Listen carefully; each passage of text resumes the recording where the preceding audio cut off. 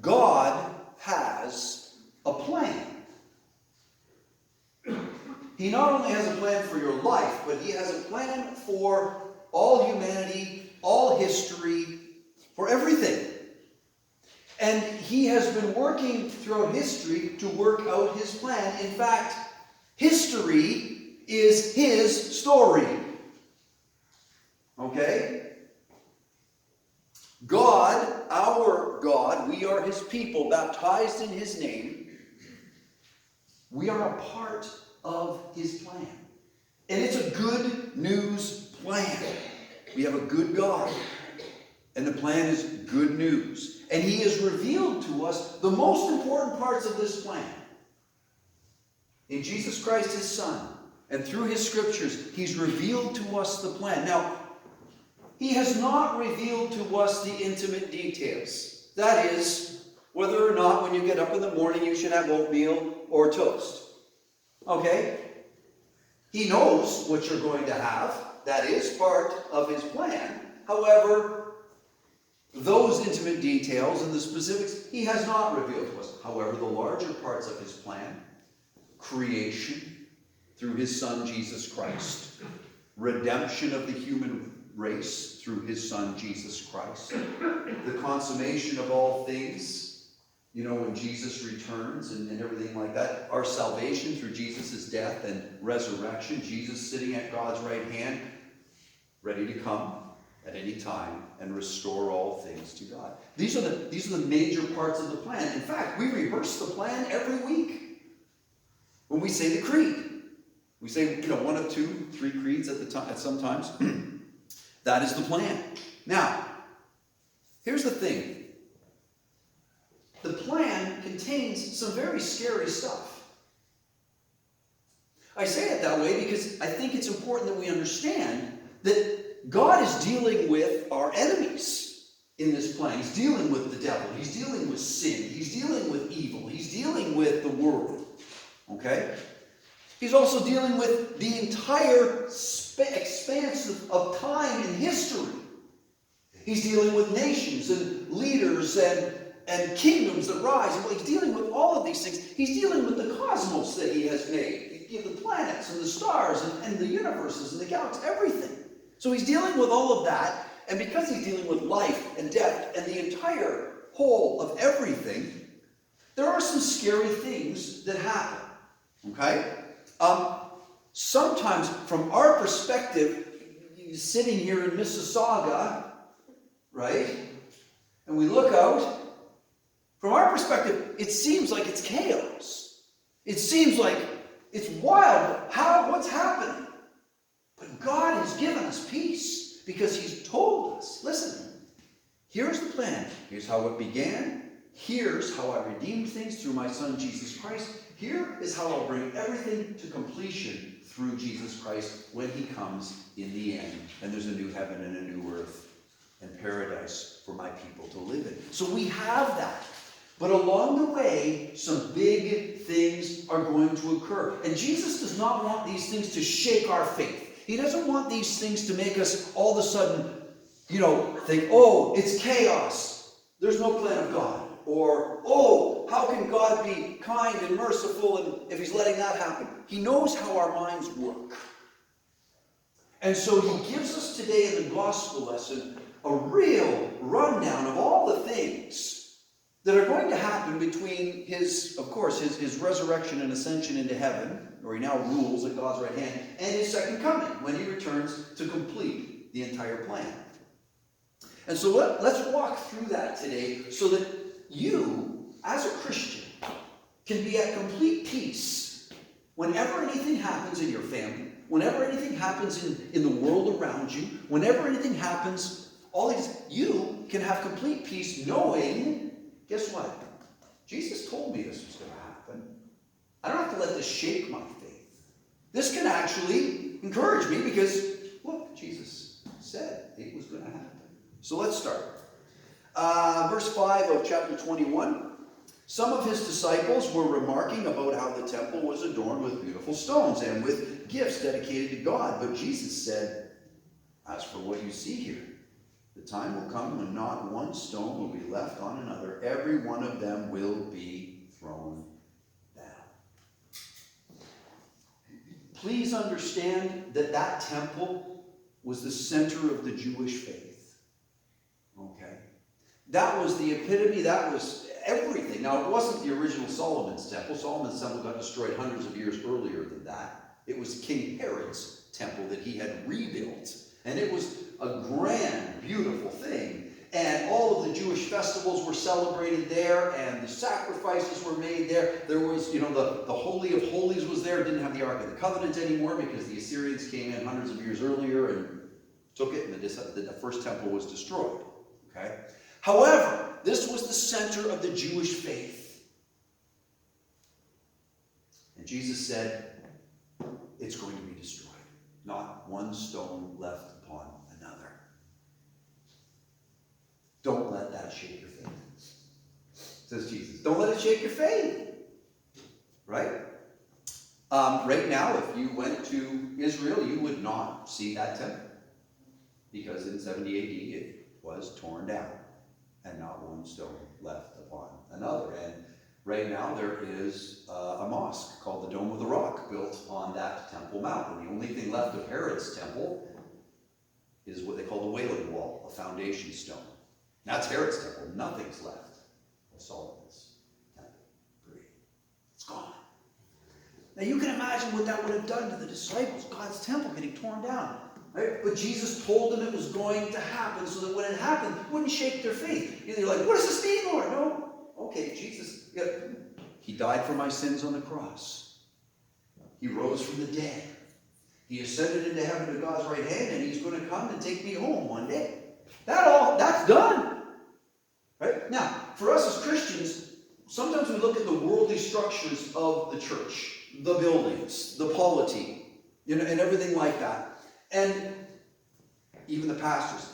And this might cause us to get our faith compromised sometimes. Maybe we see a pastor fall into some sort of a sin. Maybe we see a church, die and the building gets sold and turned into condos, whatever, right? And you think, oh, that's so sad. Oh, the Christian church. Oh, listen. The temple was torn down. The Christian church kept going.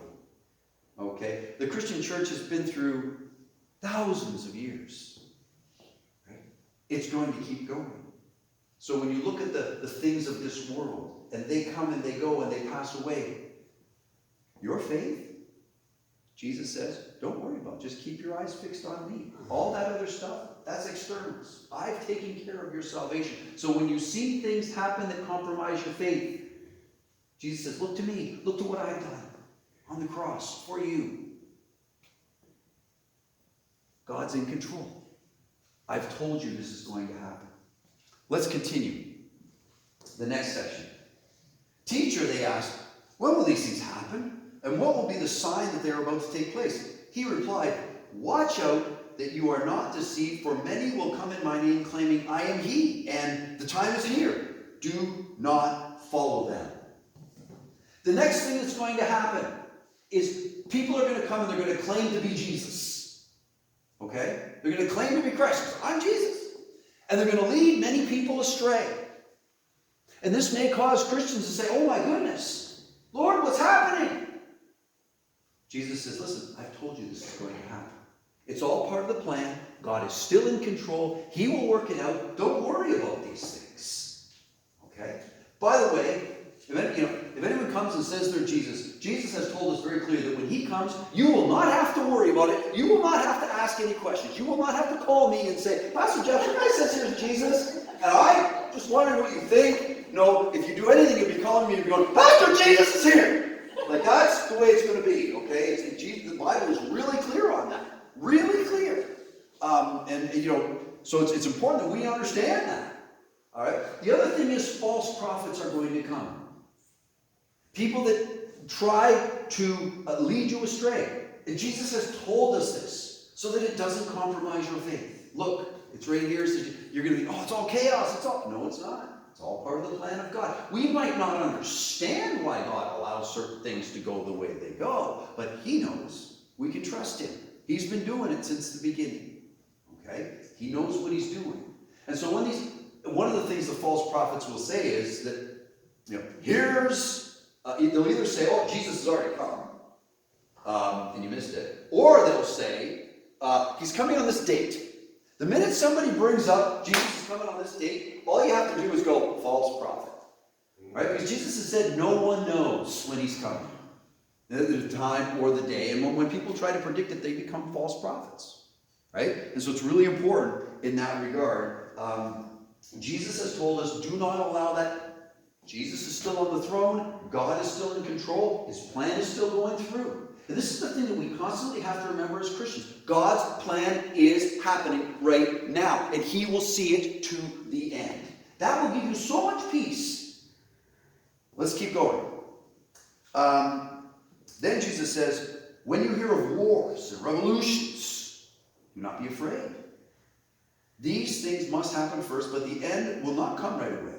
Then he said, the nation will rise against nation and kingdom against kingdom. So, now Jesus goes to the political realm. And this is serious because it could involve Canada, could involve North America, there's kingdoms down through history that have risen, and they stay for a while, and then they fall, and they rise, and they fall. And Jesus says, there's going to be wars.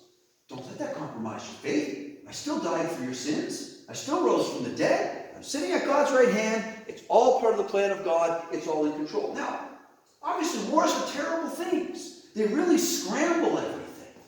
They cause chaos and confusion and horror and fear and terrible things. But as Christians, if you have to go through something like that, and we are blessed that still have people who have endured things like that here sitting with us now, right? They have gone through it, and we may not be able to explain why that's part of God's plan. But however, Jesus said, these things will happen. Don't let your faith be compromised by it. Don't look at it and go, oh, God's no longer in control. Or, how can God be loving? No, says Jesus. This is all part of the plan. Trust God. He will bring his good plan about. All right? He will bring it to pass. Kingdoms will rise, kingdoms will fall. God's plan will always keep going. The next section involves the earth and the elements and everything like that. Therefore, verse 11, there will be great earthquakes, famines, and pestilences in various places, and fearful events, great signs from heaven. All right. We see this. It's just like we see wars and rumors and revolutions and everything, like we see this all the time. We see earthquakes happening in certain places. We see famines happening in certain places. We see pestilences. These are like, where bugs and all kinds of things will destroy crops and that sort of thing. Pestilences and various places. And then it says, fearful events, great signs, phenomenon in the cosmos. Whatever happens weather-wise, or natural disasters, as we call them. Okay? Sometimes people are like, oh, look at that natural disaster happened. How can God be? No, God's in control. Jesus is saying, when you see these things, don't think God's not in control. He's in control. I've told you. It's still part of the plan. No, you might not understand it. It might cause you to question. But trust me. I'm sitting on the throne. I'm coming again to restore all things. And when I do, all things will be brought together the way they're meant to be. Right now, it's not that way. Right now, there's still sin in the world. Right now, there's still evil. Right now, there's still all the enemies that are there. The last enemy to be destroyed is death, says Jesus. So, let's keep going. The natural disasters. Now it starts to get personal. Okay? And this is part of being a Christian, this next part. Now, we don't experience a lot of this in North America, although the steps towards this are coming. Okay? But in other countries, and in the first Christian church, especially if you read the book of Acts, these things happen. Okay, so let's read. But before all this, they will lay hands on you and persecute you. They will deliver you to synagogues and prisons, and you will be brought before kings and governors, and all on account of my name. This will result in your being witnesses to them. But make up your mind not to worry beforehand how you will defend yourselves. For I will give you words and wisdom that none of your adversaries will be able to resist or contradict.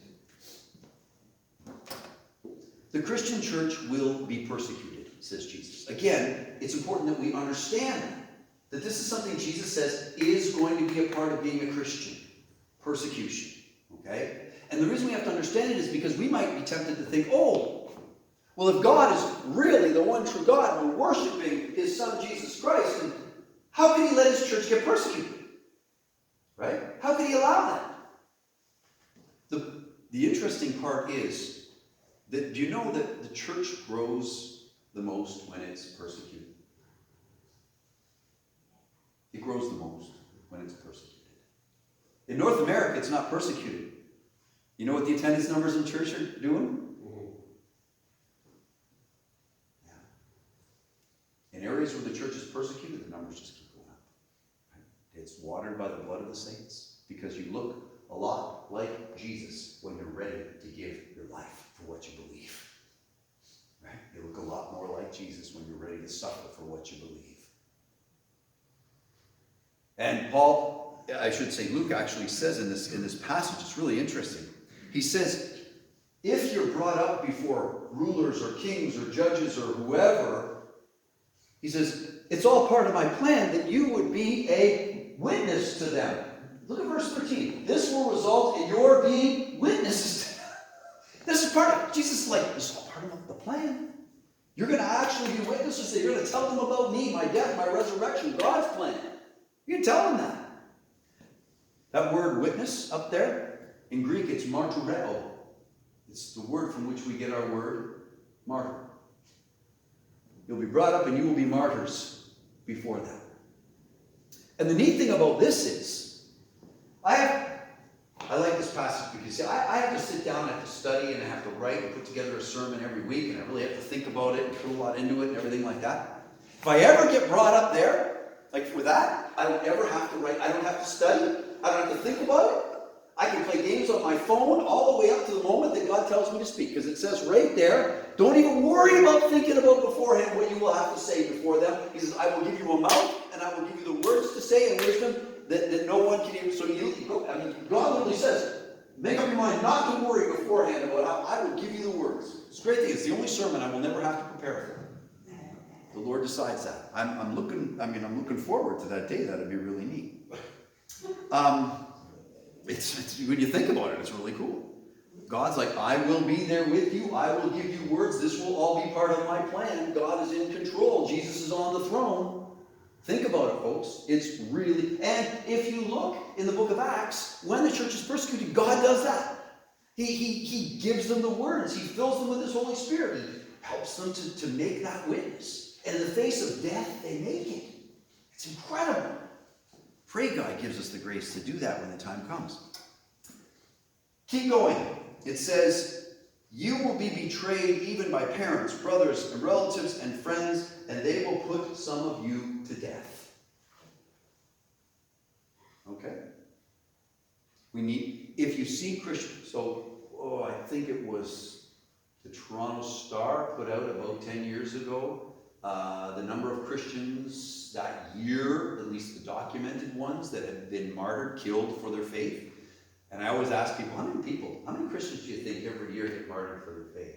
It totally outnumbers all the other areas. Almost 250,000 that year. 240-some thousand that year. Think about that. Died because they belonged to Jesus Christ. Right? And that number is almost the same every year. I mean, it sort of goes up and it fluctuates, but that's just the documented ones. Right? Think about that. Some will die for their faith. That's a great honor, by the way, in the Christian church. The greatest honor you can have is to die for your Lord who died for you. Right? It's only given by God for his reasons. But there will be betrayals. And you might say, well, my own family is telling me not to believe what Jesus says, or not to believe in Jesus, or whatever. And Jesus says, yeah, you will be betrayed, even by parents, brothers, relatives, and friends. And I mean, this will happen. Don't let that compromise your faith. If your own family says, don't believe this stuff, Jesus is saying that's going to happen to some of you. Not all of you, but some of you. And don't let that compromise your faith. Verse 17 is a hard verse. Take a look at it, but it teaches us a lot. All men will hate you because of me. Wow. That's a hard verse. None of us like to be hated. None of us like to be hated. But the church in North America, we're having an interesting reaction to this. When the world around us says, we don't like what you're teaching, it offends us. The church in North America, because it doesn't like to be persecuted, says, okay, we'll change it. We'll change it. We don't want you to hate us. Think about what's going to happen eventually. We keep changing it. We'll have a message that's no different from the message of the world. Right? That's what we're going to have. Well, a message that's the same as the message of the world. We won't have the gospel message. We won't have the good news of Jesus Christ and the salvation of the world. We'll have the world's message. No, our message is an offensive message to others. And Jesus says, because of me, all men will hate you. They say, Jesus also says, woe to you when all men speak well of you. That's the way they treated the false prophets. It's important for us to understand, and when that happens, when the world looks at us and says, as Christians, we think, you're this, you're that, and you're the other thing because of what you believe and what you teach. It's time for the church to say, Jesus told us this would happen. And to stand firm. And to hold fast to his truth. Right? Not to believe in Jesus when everything's just going peachy. But to be soldiers of the cross. And to believe in Jesus when things are difficult. And a struggle. And hard.